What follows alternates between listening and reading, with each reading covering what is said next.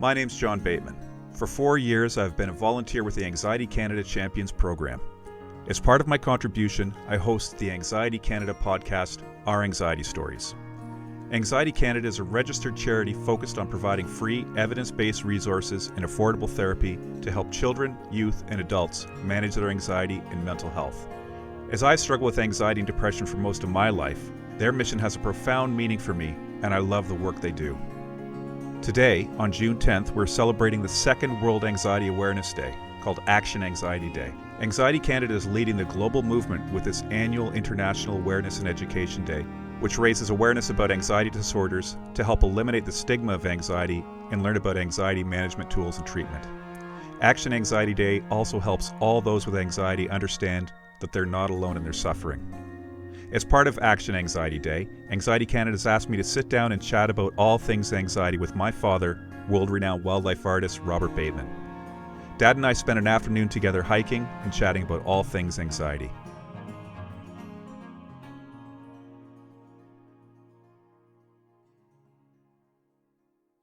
My name's John Bateman, and for Action Anxiety Day, I have the distinct pleasure of interviewing Robert Bateman, my father, about anxiety, which will be a very interesting interview for me. Do I call you Robert or Dad? Dad. Okay, Dad. As you know, I've had a lot of anxiety throughout my life. Yep. And what I find very intriguing or interesting about you, and frustrating too, to a degree, is I've never really known you to outwardly experience anxiety or have anxiety. Or show it. Or show it, yeah. So I guess, my first question, just to get into it, is what's your first sort of memory of anxiety in you? What might have caused it, and, what did it feel like for you? I think growing up, I had anxiety a lot. Oh. I was an oddball because I was an artist and naturalist. Definitely, I was not only not a jock, I was anti-jock, and the jocks or the athletes, got all the kind of rewards of being top dog and that type of thing. Yep. And but at the same time, I was pretty well always the best artist in the school, and so I always got I guess accolades and praise from fellow students and from teachers because of my art. And so that was a big cushion to fall back on, which gave me much more confidence. And being an oddball was fine because artists, look at Van Gogh, he cut off his ear. Yeah. So how did you feel? So if that gave you anxiety, how do you feel like it affected you? Do you feel like it drove you towards what you were good at? No, I don't think so.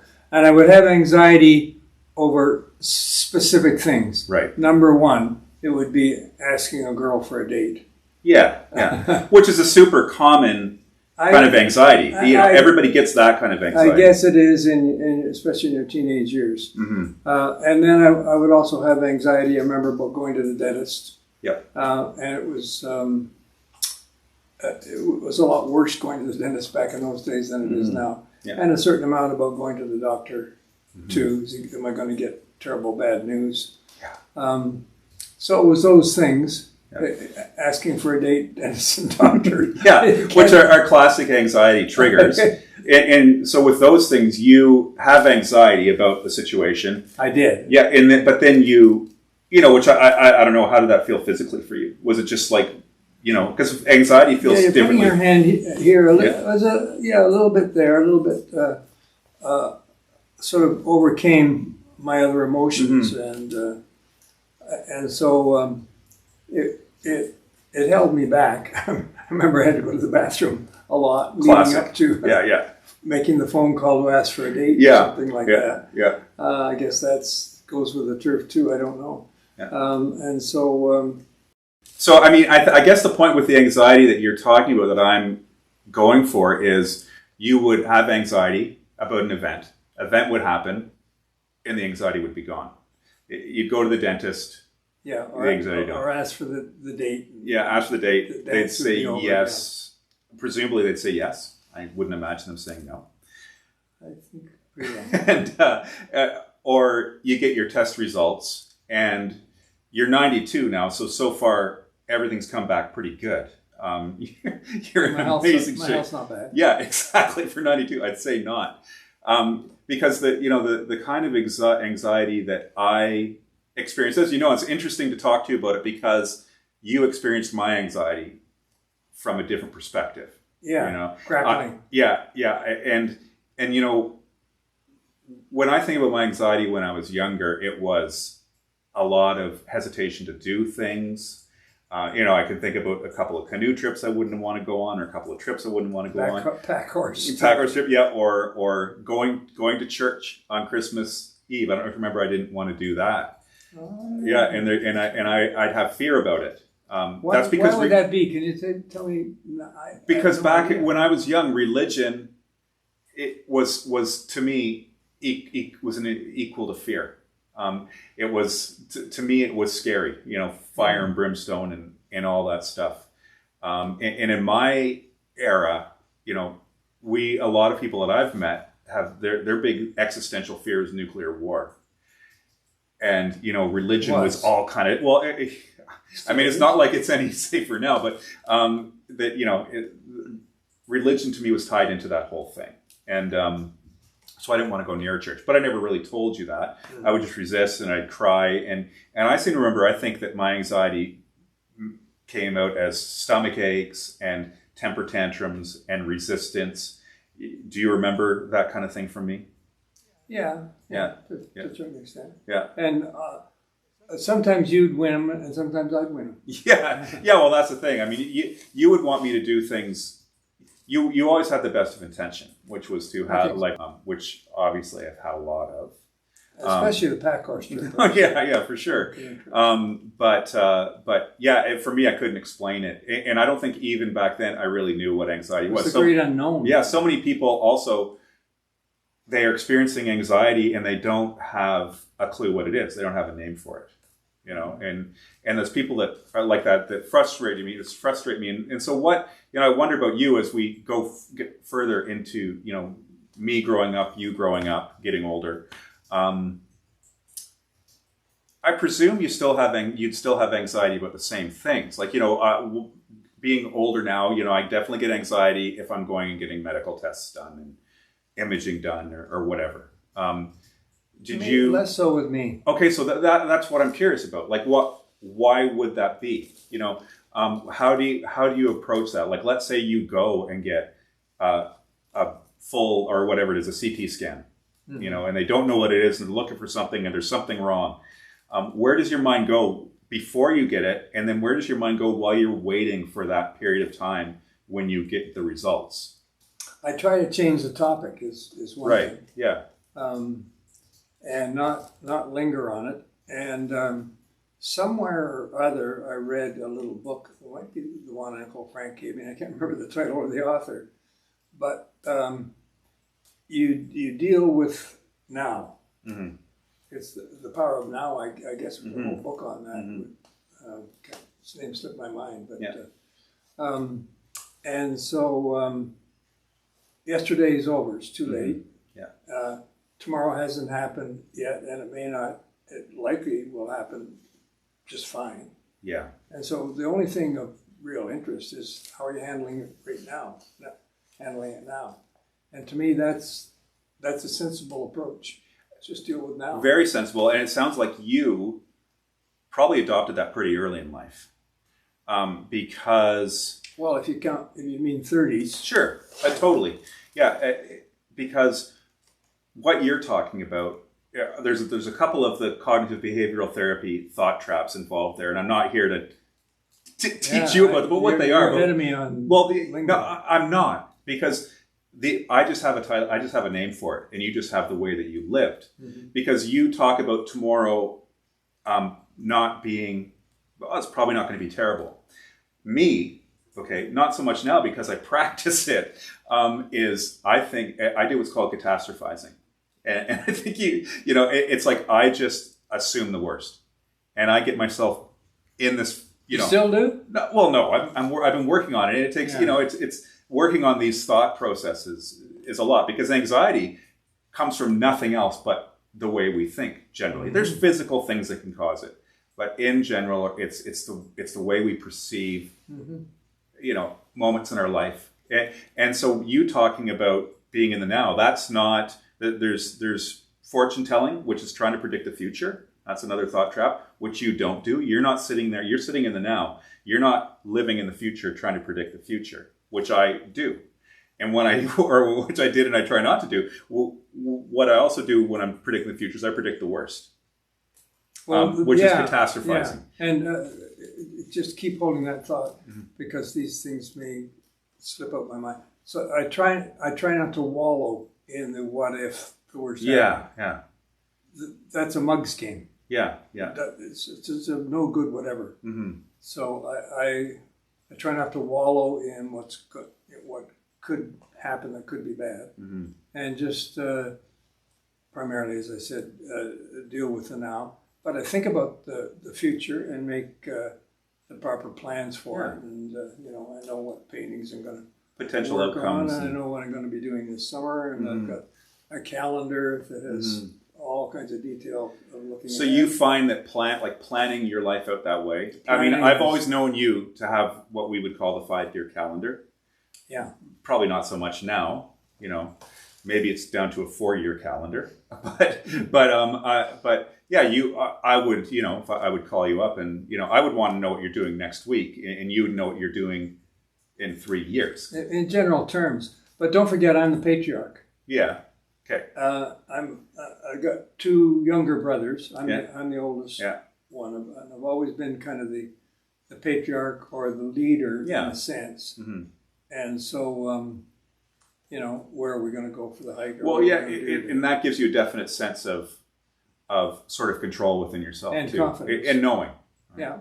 Yeah, because self-confidence. It's interesting riding that line between living in the now, but then giving yourself a sense of peace or security by also doing this planning for the future. Deciding where you're going to be, in 5 days, because I'm the same way. It's comforting for me to know what I'm going to be doing tomorrow. Yeah. I thrive on routine. That's why I like to plan my days out. I hadn't always done that, and it certainly didn't work for me. You say you had not always done that? No. Okay. Because my anxiety, compared to the kind of anxiety you've experienced, which I consider to be a healthy, normal, this is how, human being chased by the tiger stops chasing you, your anxiety's over, kind of thing. And mine is more, it just turns into ruminating, cyclical thinking. And it becomes what I consider to be life-changing, or it affects my daily life. And that's really hard. And the trick is to get out of that. And that's where cognitive behavioral therapies help me. You told me about this technique that you use to almost like schedule a time to worry, or, put off worry until the next day. Yeah. What was that? Well, it might have been in some of the reading that somebody gave me that, this may be worth worrying about. Mm-hmm. And it might be a doctor's appointment or a dentist appointment or something like that. But I don't need to worry about it right this minute. Yeah. I'll postpone it. Yeah. And all of us are good at postponing stuff. Yeah, procrastinating. Procrastinating, mm-hmm. except worry. Yeah. Yeah. And that, if you could get the secret, mm-hmm. I mean, whoever is out there, get the secret of actually doing it. Yeah. Okay, this may be worth worrying about. It may not be worth worrying about mm-hmm. either. Mm-hmm. But I won't worry about it just now. Yeah. I'll worry about it maybe next week at this time. I'll give myself permission to worry about it. Yeah. And then next week rolls around, of course.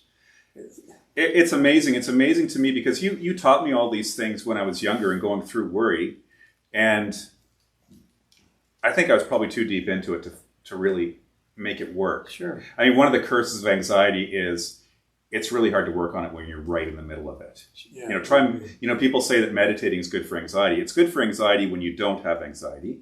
It gives you the opportunity to kind of reset your system to not get as anxious.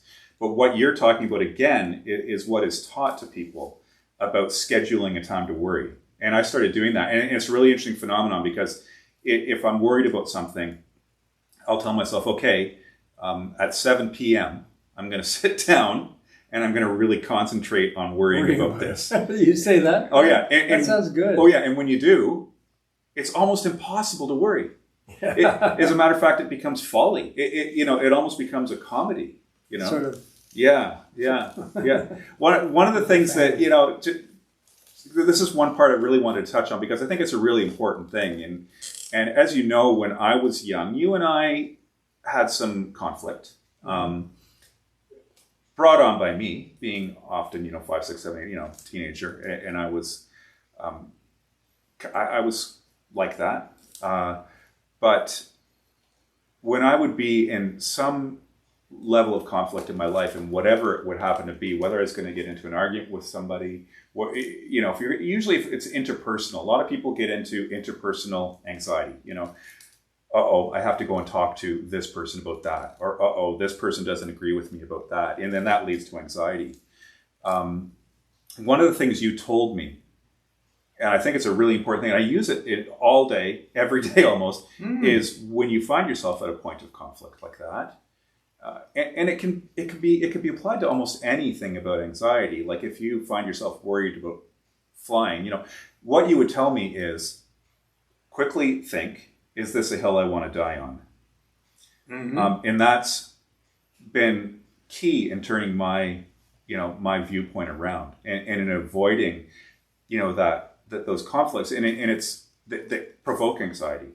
And the reason that works so much for me, because it makes me instantly do a quick sweep of what my base principles are, what's really important to me. So if you're using that analogy of a hill to die on, Can I elaborate on that? For sure, I would love you to. Yeah.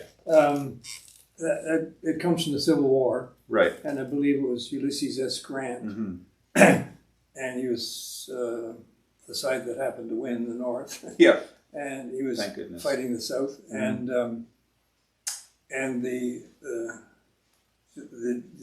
Southern Army had this hill that they had established their base on, and Grant looked around, and he looked at the hill, and he saw there'd be a lot of losses of his troops, and probably the Southern troops also, if he tried to take the hill. Yeah.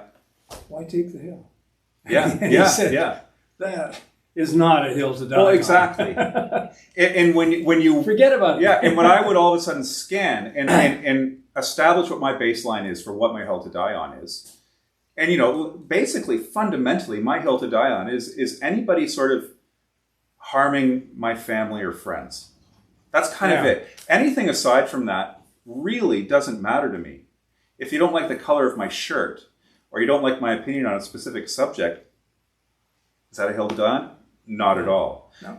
A second really important piece to that thought process that you taught me was, if I decide that's a hill I'm going to die on, quickly think about how I imagine it turning out, or what I imagine the result being. What was that? You had something saying for that. Yeah. Well, I used to say this to my mom all the time.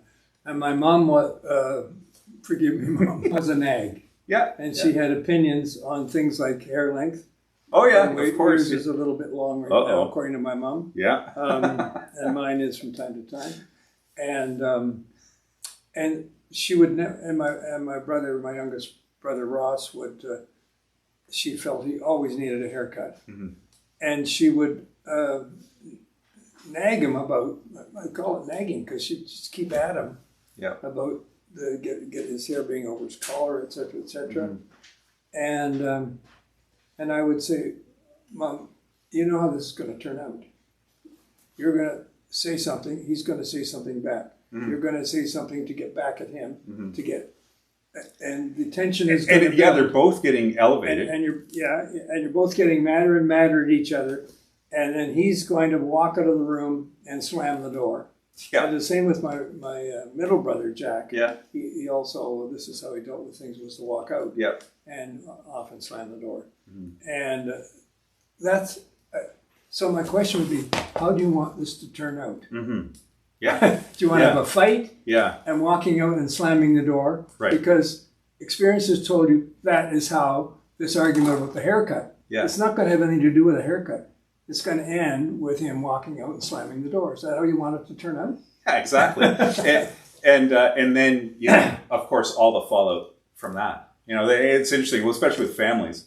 You end up going through these same cycles over and over again, you know, whether you want to or not. From experience, let's be realistic. For me, and I certainly did that too, you know, and I've stopped doing that because it just, like you say, it wasn't the hill that I wanted to die on. And I know what the results would be. And you got a couple of kids, one in particular. Yeah. Oh, for sure. I mean, my comeuppance, of course. But I just think it's been, it's been really, once I started learning cognitive behavioral therapy, it just has really floored me that all the advice that my dad gave me throughout the years was really bang on, and I think that's really why you didn't go down the way you think. When events happen, that didn't send you spiraling down a rabbit hole. Mm-hmm. So it's pretty amazing. Yeah. Well, it took working on, mm-hmm. and again, me being not the alpha male, but the older guy. Mm-hmm. Yeah. And I had a fabulous relationship with my mom, mm-hmm. your granny. Yeah. And we would have long talks, and I would give her advice till the cows came home, which I think was always good advice. Yeah. And she would often take it. Yeah. Well. Yeah. And so I've been demographically, I'm in a privileged position just because I was the older mm-hmm. son mm-hmm. and mm-hmm. brother, et cetera. Yeah. So I've had to be a little bit noblesse oblige to mm-hmm. take a position of responsibility. Yeah. Well, I mean, I'm really happy that you agreed to take the time to talk about this with me, because it's a really important thing for me, in what I do. So, yeah. Thanks, Dad, for talking to me and taking the time. I really appreciate it. Yeah. Anytime. Don't say that.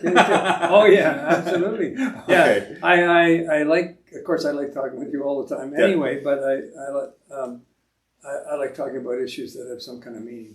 For sure. And you talking about it'll help a lot of people. Wow. Yeah. That would be a bonus. That would be gratifying. Thanks, Dad. Thank you.